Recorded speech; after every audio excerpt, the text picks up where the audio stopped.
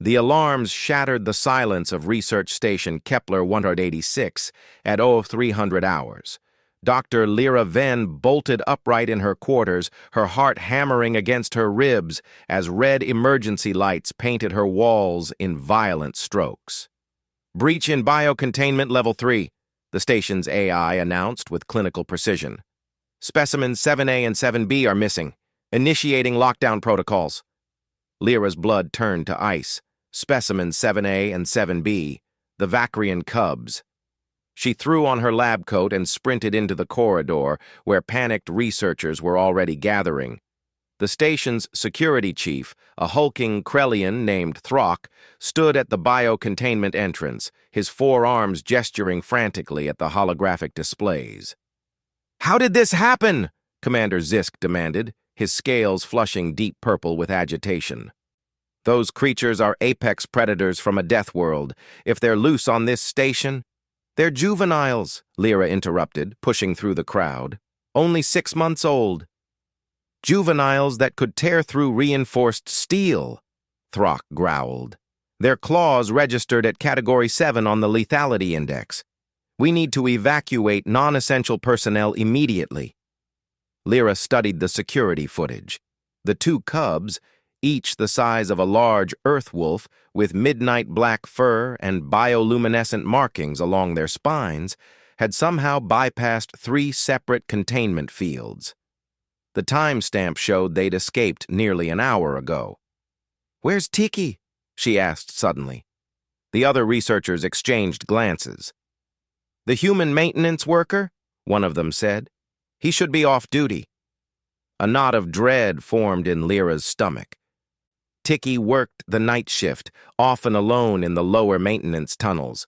Those same tunnels that connected to biocontainment level 3, she whispered. "They went through the maintenance access." Throck's mandibles clicked ominously. "Then we need to assume the worst. A human against 2 Vacrian predators, even young ones." "I'm going down there," Lyra said. "Absolutely not," Commander Zisk snapped. "We send security drones first. If those creatures have already—" "They know me," Lyra insisted. "I've been studying them since they were born. I've fed them, monitored their development. If there's any chance—" "Any chance of what?" Zisk's eye stalks fixed on her. "Saving the human? Dr. Venn, be realistic." But Lyra was already moving toward the maintenance elevator. She'd spent months with those cubs, watching them play, observing their surprising intelligence and unexpected gentleness during feeding times. Something about this didn't add up. Vacrian adults were indeed terrifying apex predators, but the cubs had shown different behaviors in captivity. Curiosity, playfulness, even what she might have called affection. The maintenance tunnels were dark and cold, lit only by emergency strips along the floor. Lyra's scanner showed life signs ahead, 3 of them, clustered together in Section 7 Delta. Her hands trembled as she moved forward, expecting at any moment to find evidence of violence. Instead, she heard something that stopped her in her tracks. Humming. Someone was humming a soft, melodic tune that echoed through the metal corridors. Ticky's voice. She'd heard him humming while he worked countless times before. Lyra rounded the corner and froze. There, sitting cross-legged on the cold floor with his back against a power conduit, was Ticky. His maintenance coveralls were dirty as usual, his dark hair falling over his forehead. And curled against his chest, their bioluminescent markings pulsing in slow, peaceful rhythm, were both Vacrian cubs. They were asleep. "Ticky?" Lyra whispered, afraid to shout and startle the creatures. The human looked up, a gentle smile on his face. "Oh, hey, Dr. Venn. Sorry about the alarms. These little guys gave everyone a scare, didn't they?" "Little guys?" Lyra's voice came out strangled. "Ticky, those are apex predators. Category 7 lethality. They could kill you with a single swipe." Ticky glanced down at the cubs, one hand absently scratching behind the larger one's ear. The cub made a sound like a purr, a deep rumbling that vibrated through the tunnel. "Nah, they're just scared. The containment field hurt them, sent some kind of pulse that spooked them. They bolted looking for somewhere safe. And they came to you." Well, yeah. Ticky shrugged as if it were the most natural thing in the universe. I've been talking to them through the vents while I work. Didn't realize they could hear me so well. When they showed up, they were pretty agitated, so I just... He gestured vaguely. Sat with them. Humans used to do this with wolves, you know. Just being calm around them, letting them feel safe. Lyra activated her comm. Commander, I've found them. Section 7 Delta. Stand down the security teams. Are they contained? Zisk's voice crackled back. She looked at Ticky, who was now humming again. Both cubs pressed against him like oversized puppies. Yes, they're contained. And the human? Alive and unharmed. The silence on the other end spoke volumes. Finally, Throck's voice came through. That's impossible.